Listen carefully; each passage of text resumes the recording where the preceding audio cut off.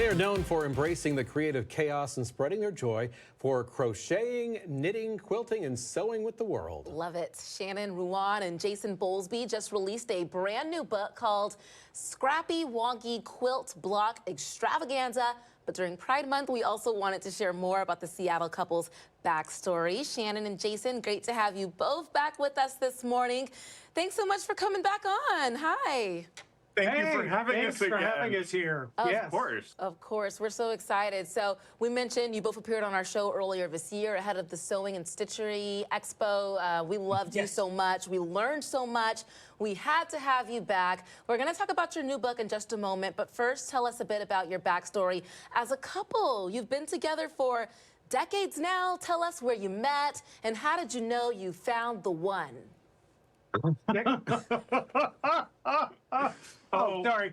That's funny. Honey, there are not enough martinis in the world for us to tell you that entire story. Yeah. But, yeah, we met 30 years ago. 30 years ago at the Timberline. Kids, do your research. Look it up. The Timberline was the largest country dance floor on the West Coast. Here in Seattle, it's where the Cornish Theater is there on where Denny and Boren meet. Yeah, and so it was in that building. That building looks like an old house, and it was a queer country western bar that had a Sunday night or Sunday afternoon tea dance, which is where we met. And that's all we're going to tell you about that. So we moved in together. That was on a Sunday. We moved in together that Friday. Don't judge. And Please do judge. I'm judging you 3 ways from Sunday. Do judge. We moved in together that Friday. And that was 30 years ago. Yeah. That was 30 years ago. We got married a year later and got married again 10 years ago. Yes. And then 12 years ago. 12 years ago.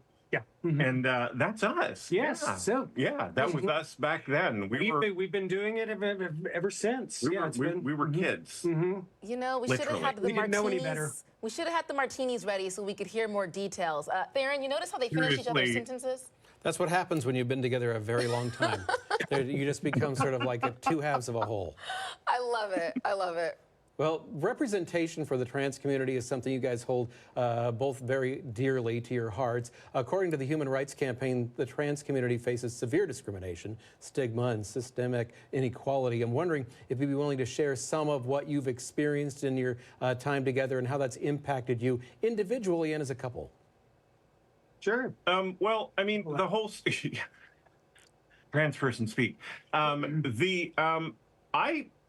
We don't really center our story around the trauma that we, as trans people, I as a trans person, experience. I feel like too many of our stories are told by people who that's all they want to do is exploit that. Yes, certainly there is a huge amount of discrimination and that we face and that we deal with, but we also create our own community. Right. And that's how we have decided to face this and how we've decided to deal with this. And it's how we've done all along. We were involved with the Human Rights Campaign and with ACT UP and with groups like that and with Hands Off Washington back in the day. And again, kids, do your research, know your history. And and it's always been more about, instead of going to them and going further into the trauma of what we experience, it's how to create joy and how to create community in an uplifting and positive way here in our community and in our lives so that we can make an impact to the larger community globally and nationally, globally like that. And so that's more that's more of what we choose to focus on and more of what we choose to do, while also fighting those obvious.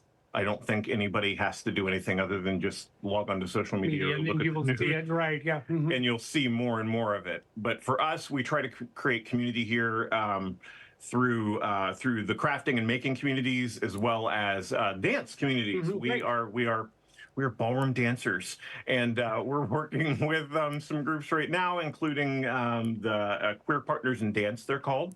That has weekend dances. And, we just really try to live our lives as visibly and as authentically as possible. All the way since I first came out as a trans woman, it's been a trip. As you can imagine, we don't do anything small around here. Right, yeah, there is no small. It has been, I mean, and just the fact of our relationship and how that relates to it. I think there was a question in there somewhere.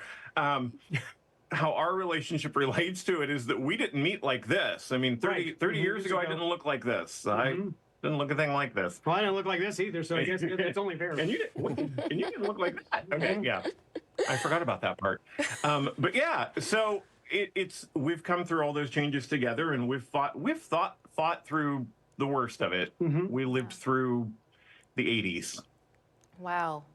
That's all I have to say. Yeah, I mean, thank you both for your... We came through the 90s, we did all that stuff. I mean, it's just another cycle, and another cycle, and it's another cycle, and you have to find some way of creating your own joy and creating a community around you that is uplifting and is supportive and that does give you what you need. What you need, exactly. Well, I appreciate you both really for your vulnerability and sharing your story. I'm glad you're not focusing on the trauma, but you're continuing to spread light and joy, especially through community. I definitely want to hear more about that ballroom dancing, but given what you've experienced, what do you hope our viewers keep in mind as you and the rest of the LGBTQ plus community and allies celebrate Pride Month and the importance of this month? I think the biggest thing I wish people would keep in mind is just to mind your own business. Facts. It's like I don't care if it doesn't affect you personally, why are you letting it affect you personally? And spoiler alert, it doesn't affect you personally. It doesn't. It doesn't affect whether I take my hormone shot or whether I go in for gender affirming surgery or whether Jason takes his meds or whether we're holding our hands in it's none of your business. It doesn't matter. It does not affect you. There's no agenda. I mean, the biggest agenda I have is to find a lipstick that matches my outfit. I mean, that's it. You know what I'm saying? It's like, where are you? No, I mean, everything is based on this patriarchal system that, quite honestly was created by a bunch of people that weren't in touch with humanity anyway, in their own humanity, let alone the humanity around them. And so why should we be living by that, and why should we care that much about it? So maybe take a look at that and take a look at why you're so upset and mad. Maybe there's something there that you need to consider. And to our trans and queer community, we love you and we will always fight. And always. And so this whole thing of, I don't want to diminish it by saying, oh, we just find our joy in ourselves. That's how we get through every day. But the back end of it is a vicious fight that we will always fight for our community. And again, to those who are not in the community and want to stand up and speak out about stuff like that, we don't want to hear it. We don't need to hear it. We don't want to hear it. It's none of your business. Mind your own business. So just let us have that. And the message is so How's that? simple. Well, we mentioned you just released a brand new book called Scrappy, Wonky, Quilt, Block, Extravaganza. What can fans expect from this book? And tell us the backstory, how you came up with that amazing title. There's whiplash. Let's go from queer rights to our quilting book. I'm fine with that. Scrappy, Wonky, Quilt, Block, Extravaganza. How did we come up with that name? It was a joke. It really was a joke. It's how it started, yes. We were in a meeting with our publisher and our editors and the marketing team. From C&T Publishing. Yeah, and when you start a new book, they have a big meeting and you're all on camera and you're all doing this thing. And everything with us has to be a bonanza or extravaganza. And I said, okay, it's Scrappy Wonky Quilting, and let's call it Scrappy Wonky Quilt Block Extravaganza. And we both did that at the same time. And they were like, I like it. And it just stuck. And I was like, crap, now we named our book that. Well, I'm absolutely obsessed with the title. It's great. I want to flip through the pages. I would still like you all to knit or sew me something fabulous, something to match my lipstick. On it. On it, Absolutely. 100%. Yes, totally. 100%, just for you, Tyra. Well, Anything for you. Shannon and Jason, thank you for joining us here on ARC Seattle. I bet we'll have you back again. You're great every time you're here. Thank you both. Thank you so Thank you. much. Thanks for having us. Have a Wonderful. great one, and congrats on the Happy book Pride. again. Happy Pride. If you'd like more information about Shannon and Jason's new book, just scan